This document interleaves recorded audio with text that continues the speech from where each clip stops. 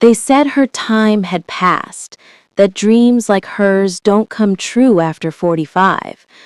But I remember the night she proved 'em wrong. A quiet woman with tired eyes and a broken heart who found her courage again right when the world stopped believing in her. This ain't just her story.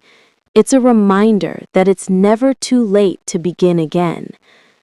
Hi, I'm Molly, and this is the story of the woman who dared to dream again. The woman who dared to dream again. You ever meet somebody who carries silence like a shadow?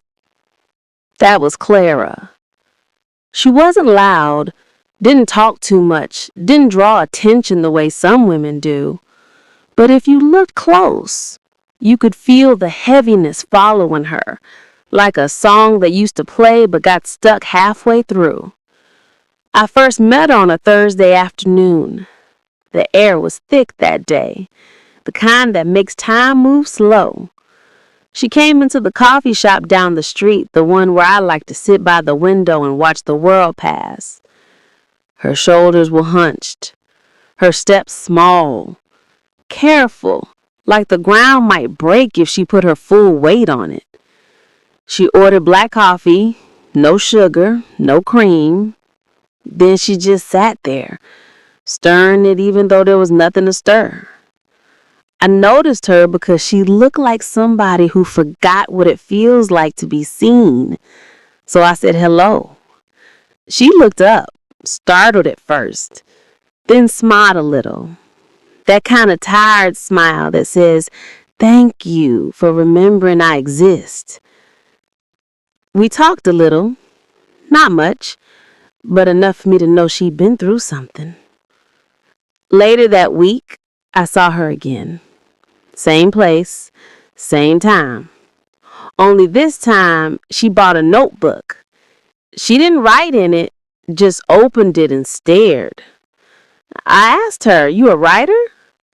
She shook her head. "Used to be," she said. "Long time ago." Her voice was soft, almost apologetic, like she was confessing a crime. I smiled. Ain't no such thing as used to be when it comes to something you love. She didn't answer, just looked out the window. Then she whispered, mostly to herself, "Maybe. But sometimes the dream gets tired of waiting." That line stayed with me. Over the next few weeks, we started talking more. Not deep talk, just little pieces, like breadcrumbs she left for me to follow. I learned she used to teach English at a high school years ago. Loved it too. Said it made her feel alive. But then her husband got sick and she left her job to take care of him. He passed 3 years later. By then she was 45, broke, and uncertain of who she was without him. She told me one day, "I spent so long being somebody's wife that when he was gone, I didn't know how to be just me."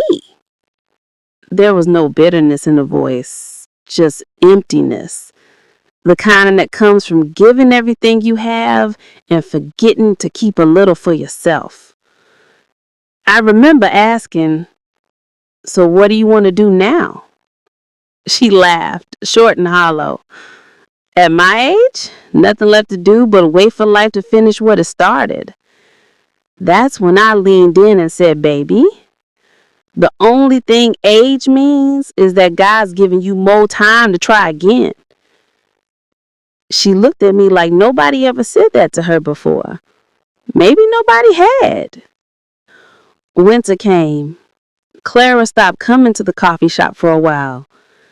When she finally showed up again, she looked thinner, tired in a way that went deeper than sleep.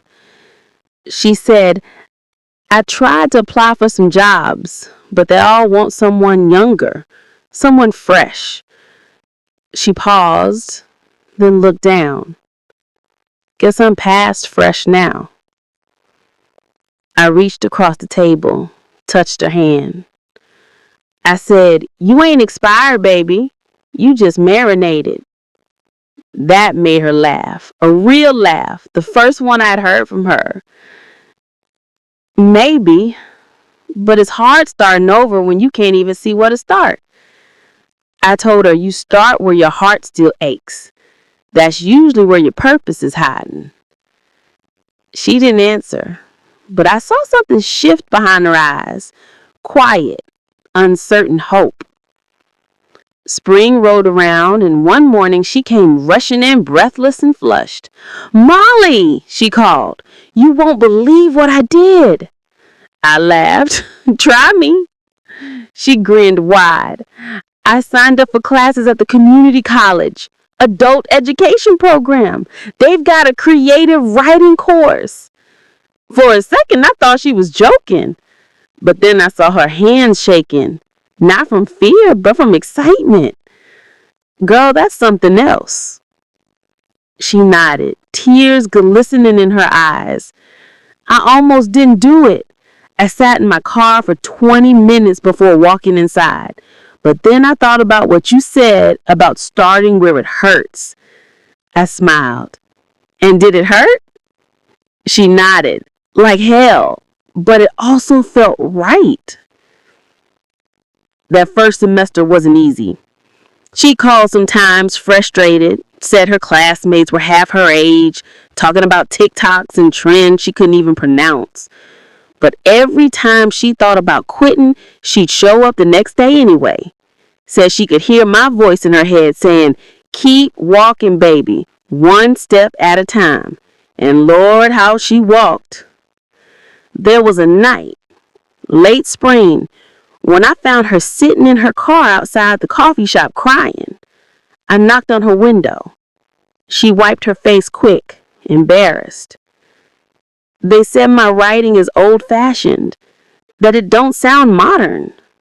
She looked down. "Maybe they're right. Maybe I don't belong there." I opened her door, took her hand and said, "Listen to me, Clara. The world don't need more of the same. It needs truth. And truth don't go out of style." She nodded slowly, but her tears kept falling. So I hugged her. Sometimes words ain't enough. The months went on and I watched her change. She started walking taller, started wearing color again, soft yellows, deep blues. Said she liked how they made her feel awake. One afternoon, she came by with a small folder in her hands. Inside was a printed story. Hers. It had been selected for the college's annual writing showcase. "Molly," she whispered, "they picked me."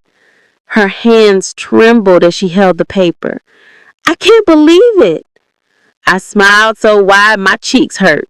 "You better believe it, baby. You earned that." She cried then, the kind of cry that comes from years of holding it in.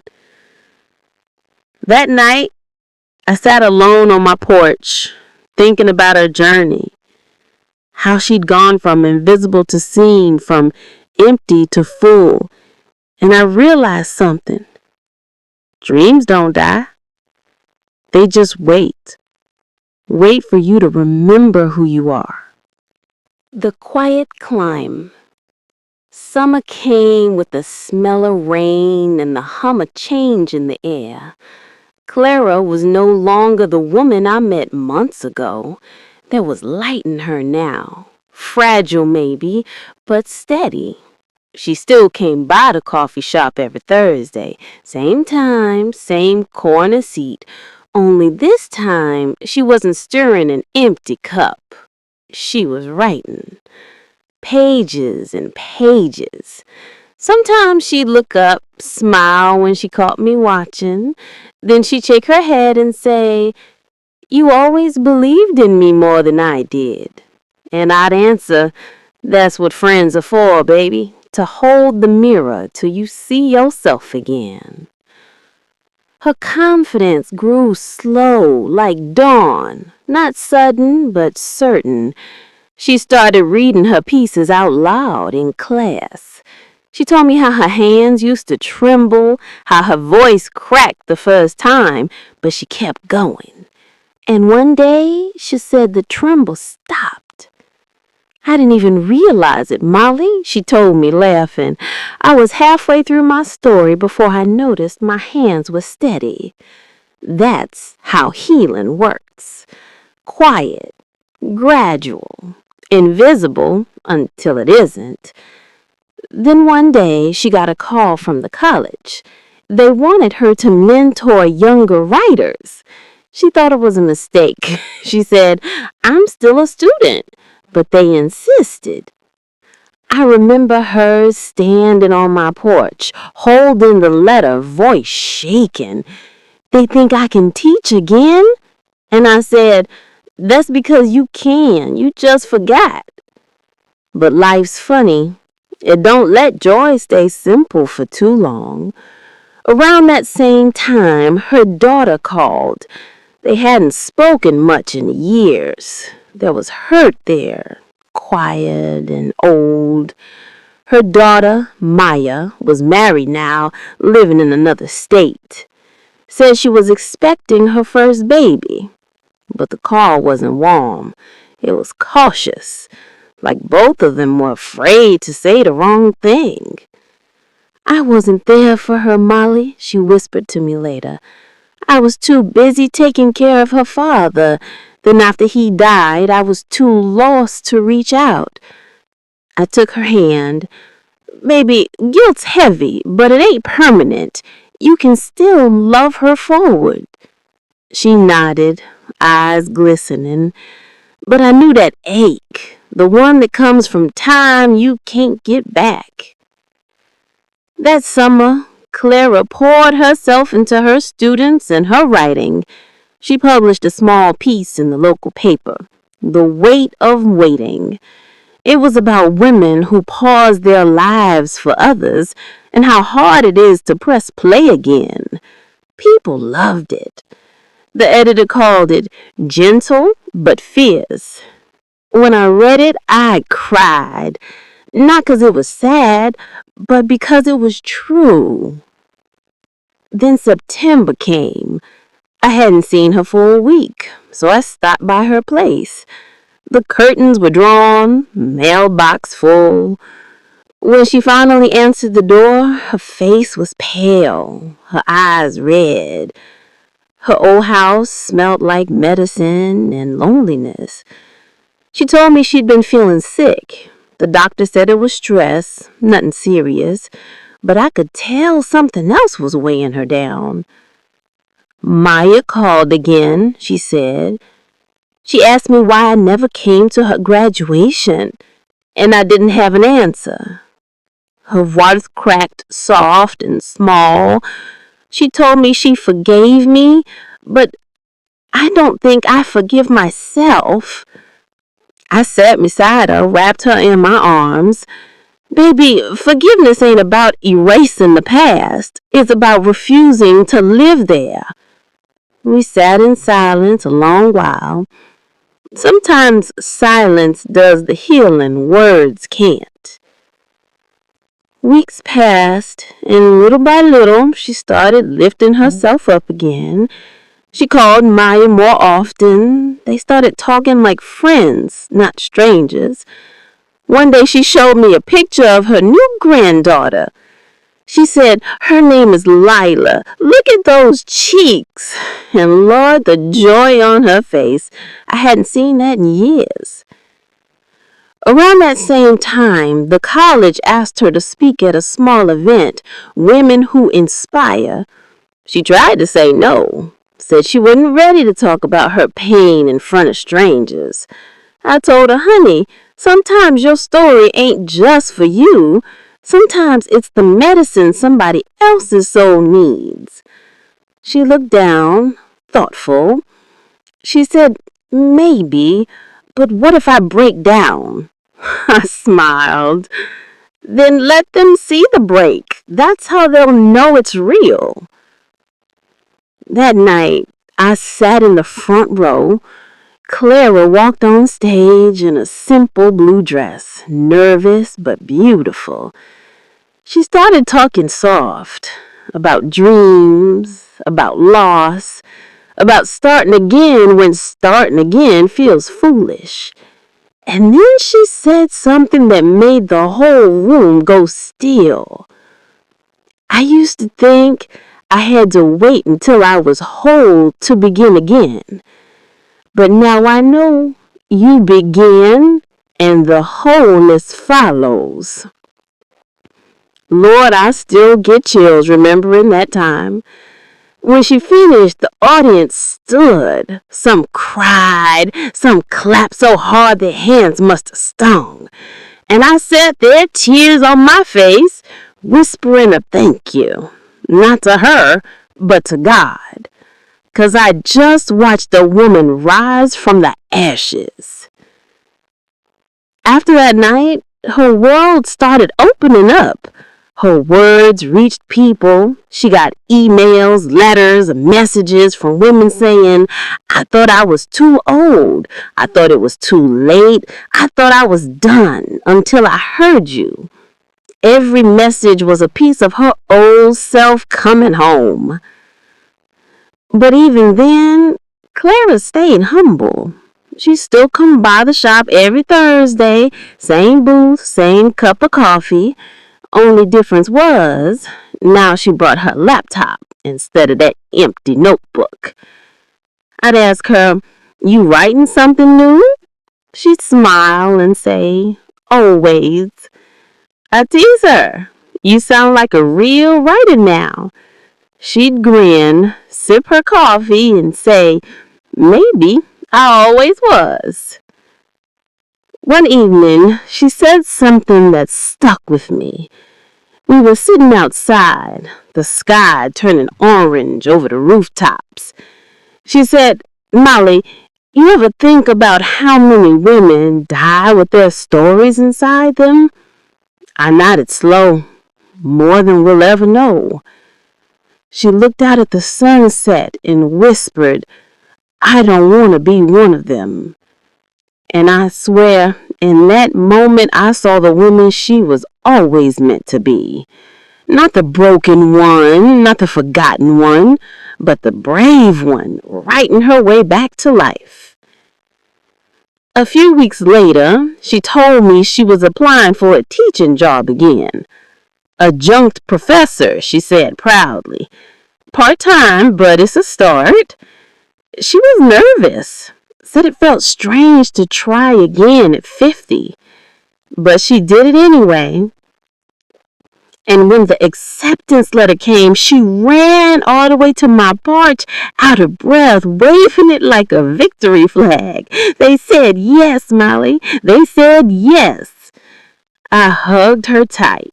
Of course they did, baby. How could they not? That night, she sat on my porch swing, quiet. I asked her, you happy? She smiled soft. Yeah, but I'm scared too. Of what? I asked. Of losing it again. Of falling back into that empty space. I looked at her in the eye and said, baby, you can't fall back into something you already climbed out of. That space don't fit you no more. She laughed, that same wind chime laugh I'd come to love. She said, maybe you're right. I just gotta keep walking. And I told her, that's all any of us gotta do. Keep walking even when the lights dim. That fall, I watched her start teaching again. First day she wore a crisp white blouse and carried that same old notebook, the one that once stayed empty. Now it was filled with stories, her stories. When she told me how her students listened, how they called her Professor Jenkins, I smiled and said, see, you were never done. You were just being prepared. Some nights, when the air is still and the street lights hum, I think about Clara, how she dared to dream again, how she walked through fear like it was fog and found herself on the other side. And I whisper, thank you, Lord, for letting me witness it. When the light finally stayed.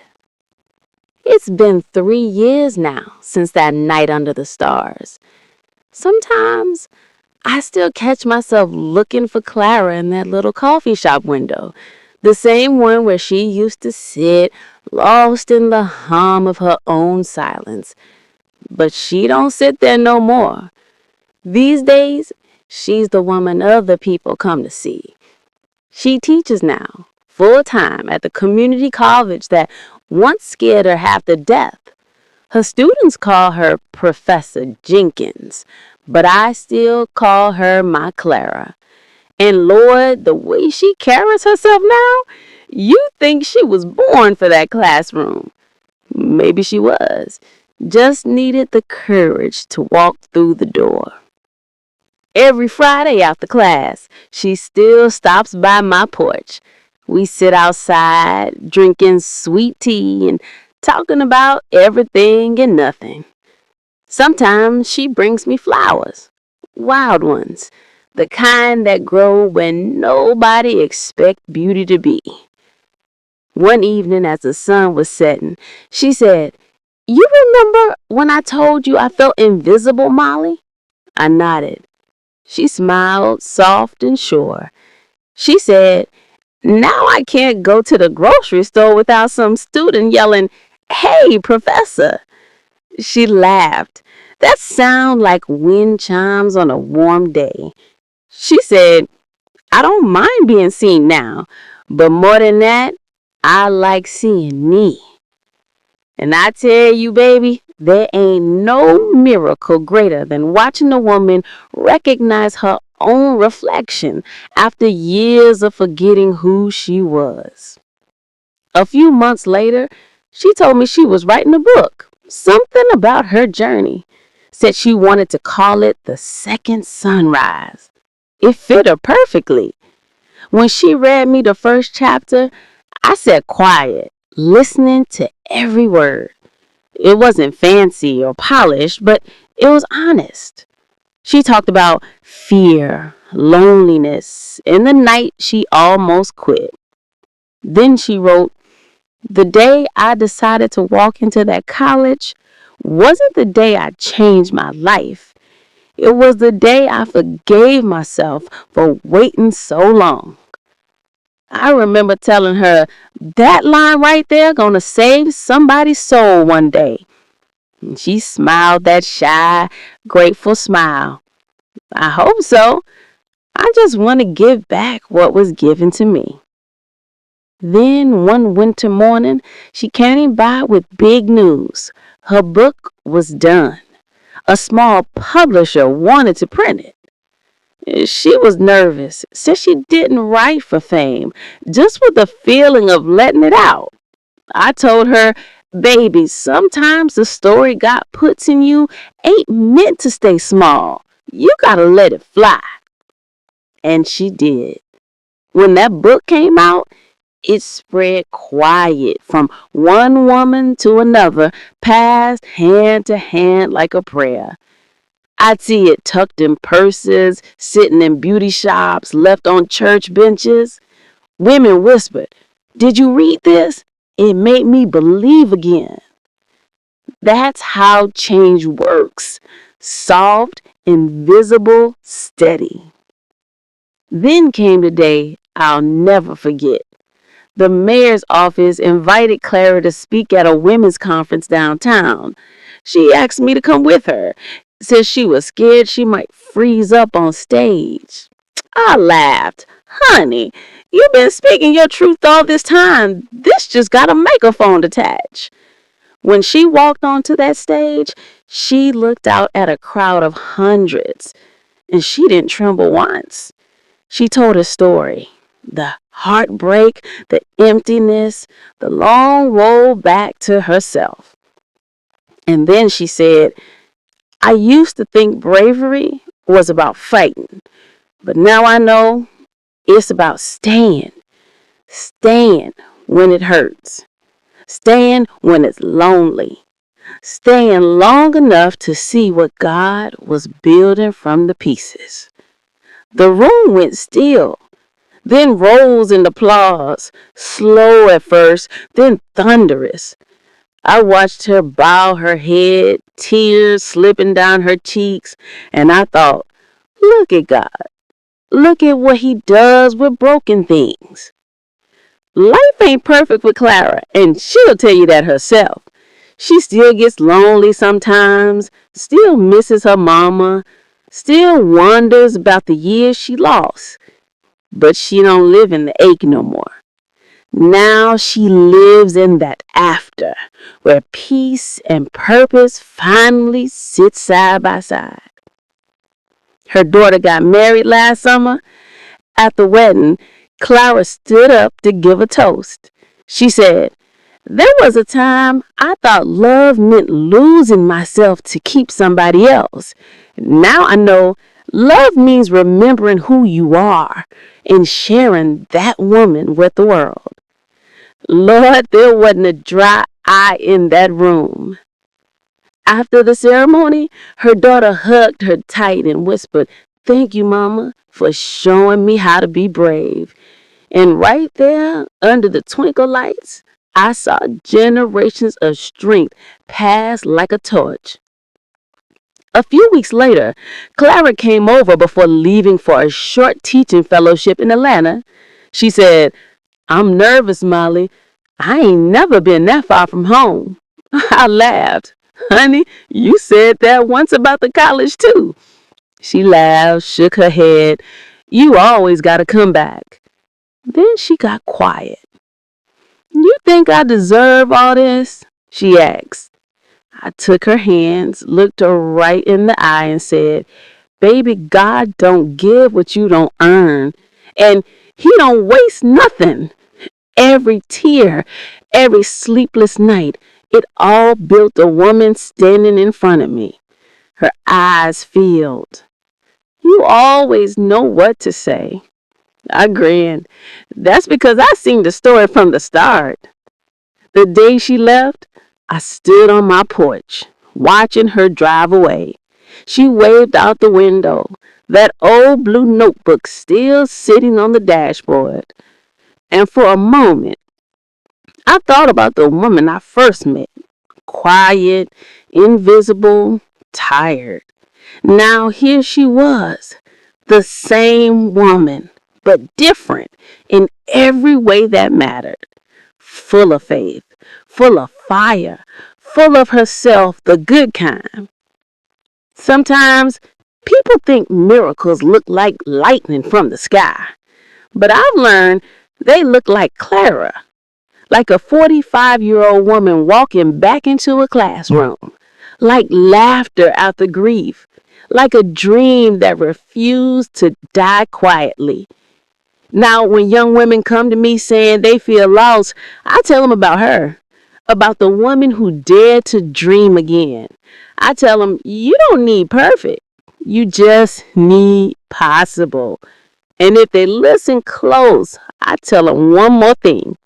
Some dreams don't die. They just wait for you to come back to them. Sometimes I still go by that coffee shop. Her old seat is always empty, but sunlight hits it just right. And every time I see that golden light pouring through, I smile and whisper, she found her sunrise. You know, in all my years, I've met a lot of strong women, but Clara, she taught me something I thought I already knew, that it's never too late to start over, that you can rebuild after the fall and still be beautiful in the cracks. She taught me that bravery don't always roar. Sometimes it just whispers, I'm trying again. And honey, if that ain't what faith looks like, I don't know what is. If this story found its way to you tonight, maybe it's because your own dream's still waiting on you. Life don't end when things fall apart, baby. Sometimes that's where it truly begins. So take a breath, pick up what's left, and dare to dream again. And if you felt something in your heart tonight, don't forget to share it, because you never know who might need this light next. This is Molly, and these are the voices that remind us we still got time.